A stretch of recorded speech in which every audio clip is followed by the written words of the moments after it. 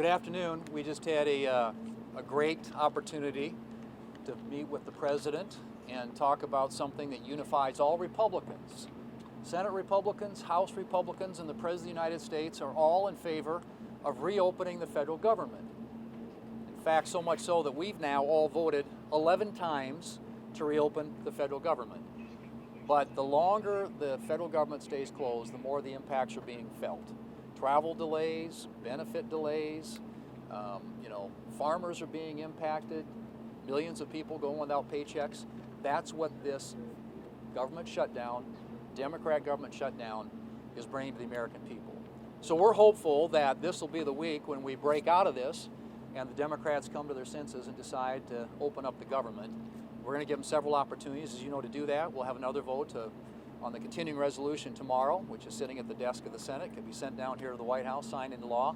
The government would open up immediately. We're also going to vote on a Ron Johnson resolution that essentially would pay anybody who's currently working.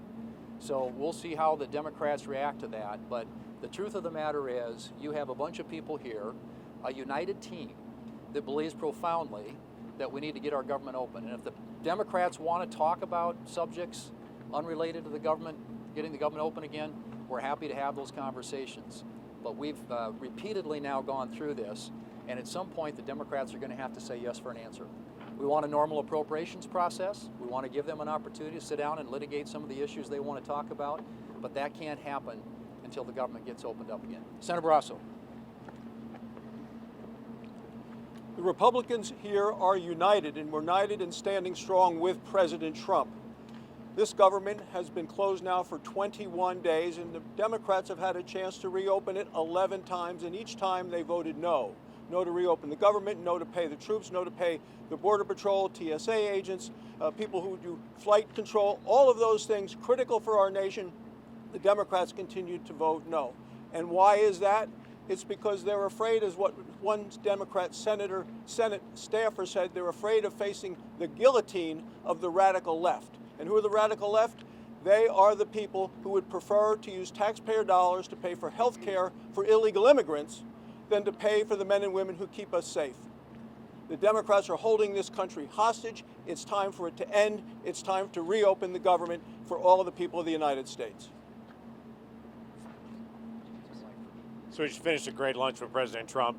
There is one central thing that we've repeated over and over again. That is, we want to get this government back open again. 13 times in a row we've reached a moment like this, and each time we've said, let's keep the government open while we continue to be able to negotiate. Democrats this time stepped in and said, no, we want to shut this down. So the consequence of that is now 3 weeks, now federal workers aren't receiving paychecks. Now all the different businesses that are around federal buildings, like restaurants and other entities, those individuals and those businesses are being affected by this. So this contagion is now spreading out across the country. For many people that don't work for the federal government, that don't feel it, but there are many people around that do, and they feel it in a very real way. And this is exceptionally unnecessary. Republicans spoke out loud and clear, even last session, voting to say we don't want to have government shutdowns at all.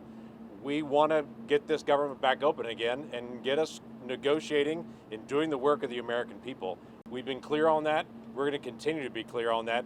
Let's get it back open again. A couple questions.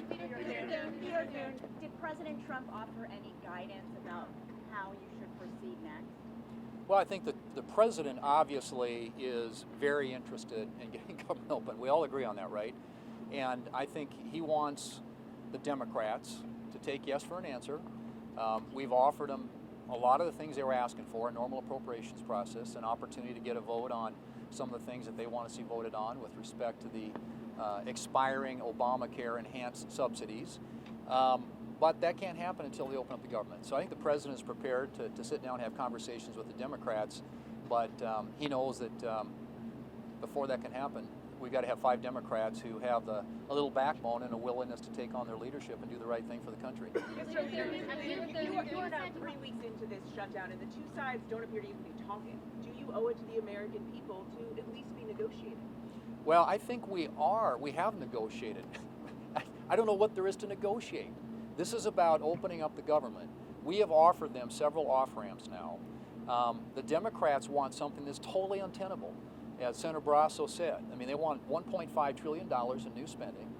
They want free health care for people who are non-citizens in this country. That is just a flat non-starter. It doesn't pass the Senate, it won't pass the House, it won't be signed into law by the President. What you do have is a bill that's passed the House, sitting at the desk in the Senate, that the President's prepared to sign to open up the government. So I'm not sure, people keep saying, you know, negotiate. Negotiate what? I don't know what that is right now. The government needs to open up, and then we're happy to sit down and talk about any other issues that Democrats want to talk about. Does President Trump need to get more involved in these negotiations, though, bringing Democrats to the White House? Would you sit in on those negotiations? Well, at some point, but open up the government first. I mean, I think the president is willing to sit down with the governments, and yes, I would expect that we would all want to participate in any such meeting. But as we said, open up the government, and that can happen. Leader, on that front, when was the last time you spoke with Chuck Schumer, and do you believe that the House should come back into session? I think the House did their work.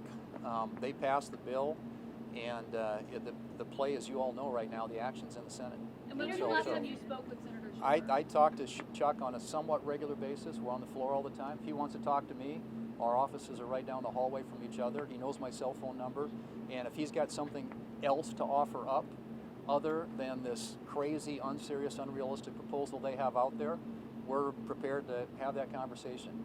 But open up the government first. One more. The summit is now off, it's on hold for now.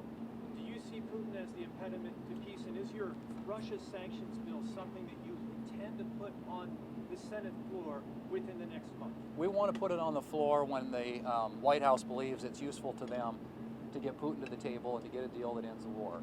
So we're prepared to act.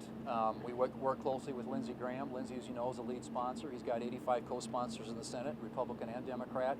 So we want to do everything we can to support the President, his team's efforts, and the efforts of our allies to bring this the bloodshed to an end and a peaceful conclusion to that war. Did the President indicate whether he's pulling Paul and Gracia's nomination? Did the President indicate whether he's I think they'll have something official to say about that, but you know what we've said, and you'll probably be hearing from them soon. Thank you all.